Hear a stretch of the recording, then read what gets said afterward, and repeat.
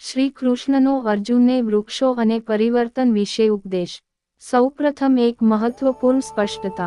અર્જુનને આપવામાં આવેલ ઉપદેશનો મુખ્ય સ્ત્રોત છે ભગવદ્ ગીતા, જેમાં શ્રી કૃષ્ણએ અર્જુનને જીવન, કર્મ, આત્મા અને પરિવર્તનનું ગહન જ્ઞાન આપ્યું હતું। ગીતા સીધા વૃક્ષો વિશે લાંબી ચર્ચા નથી કરતી, પરંતુ વૃક્ષો અને પ્રકૃતિને ઉદાહરણ રૂપે ઉપયોગ કરીને જીવનના પરિવર્તનનો સંદેશ આપે છે। એક અશ્વત્થ વૃક્ષ સંસારનું પ્રતીક। ગીતા અધ્યાય 15 પુરુષોત્તમ યોગ માં શ્રી કૃષ્ણ સંસારને ઉલટા અશ્વત્થ વૃક્ષ સાથે સરખાવે છે। તેનો અર્થ શું? મૂળ ઉપર પરમાત્મા, શાખાઓ નીચે સંસાર, પાંદડા વેદ। અર્થ એ છે કે જીવન એક વૃક્ષ જેવું છે, સતત વધતું, બદલાતું અને ફેલાતું। પરિવર્તનનો સંદેશ। જેમ વૃક્ષના પાન ખરે છે અને નવા આવે છે, તેમ જીવનમાં પણ પરિવર્તન સ્વાભાવિક છે। પરિવર્તનથી ડરવું નહીં, તેને સ્વીકારવું। બે આત્મા અને પાનનો ઉપમા। શ્રી કૃષ્ણ કહે છે, જેમ મનુષ્ય જૂના વસ્ત્ર છોડીને નવા ધારણ કરે છે, તેમ આત્મા જૂનું શરીર છોડીને નવું ધારણ કરે છે। આ ઉપદેશ પરિવર્તનનો સૌથી મોટો સિદ્ધાંત છે। વૃક્ષ સાથે જોડાણ। પાન સુકાય છે, પાન પડે છે, નવા પાન આવે છે। પરિવર્તન એટલે અંત નહીં, નવી શરૂઆત। 3 વટવૃક્ષ અને સ્થિરતા। વટવૃક્ષ લાંબી આયુષ્ય અને મજબૂત જડનું પ્રતીક છે। શ્રી કૃષ્ણનો સંદેશ, જીવનમાં પરિવર્તન આવતા રહે, પરંતુ મૂળ, ધર્મ અને સંસ્કાર મજબૂત હોવા જોઈએ। 4 કર્મ અને બીજ। વૃક્ષ બીજથી શરૂ થાય છે। શ્રી કૃષ્ણ કહે છે, હું સર્વભૂતોનું બીજ છું। કર્મ એટલે બીજ, જેવું બીજ વાવો તેવું ફળ મળે। પરિવર્તનનો નિયમ। સારા કર્મ સારા ફળ, ખોટા કર્મ દુઃખ। 5 પ્રકૃતિનો નિયમ, બદલાવ અનિવાર્ય છે। ગીતા કહે છે, જન્મ છે તો મૃત્યુ છે, સુખ છે તો દુઃખ છે, ઉદય છે તો અસ્ત છે। જેમ ઋતુઓ બદલાય છે, તેમ જીવનમાં પરિસ્થિતિ બદલાય છે। શ્રી કૃષ્ણ અર્જુનને શીખવે છે, પરિવર્તનને સ્વીકાર, ધર્મના માર્ગે સ્થિર રહેજે।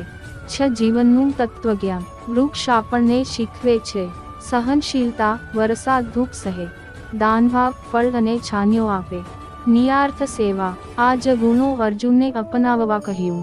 7 અંતિમ સંદેશ। શ્રી કૃષ્ણનો અર્જુનને ઉપદેશ, જીવન વૃક્ષ જેવું છે, પરિવર્તન સ્વાભાવિક છે, કર્મ બીજ સમાન છે, આત્મા અવિનાશી છે, પરિવર્તનથી ડરશો નહીં, ધર્મ અને સત્યમાં સ્થિર રહો।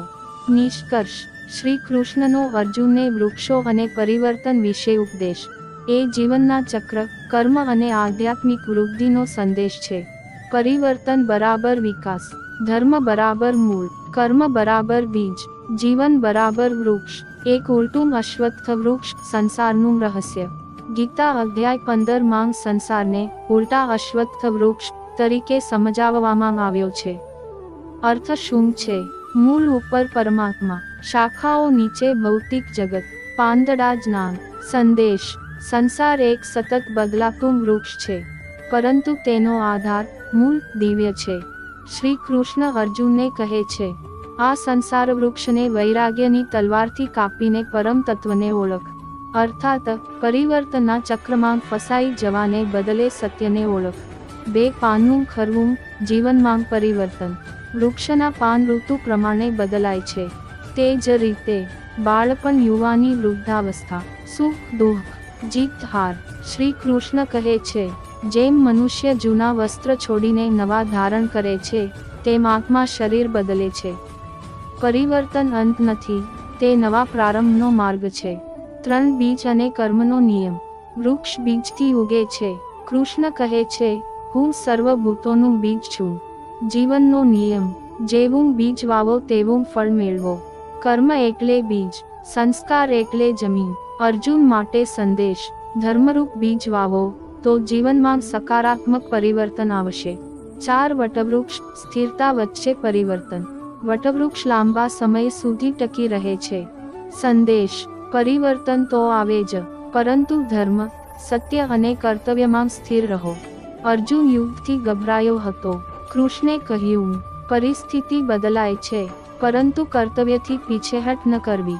5 પ્રકૃતિનો નિયમ. ઋતુચક્ર. ગરમી પછી વરસાદ, વરસાદ પછી શિયાળો. આ પ્રકૃતિનો નિયમ છે.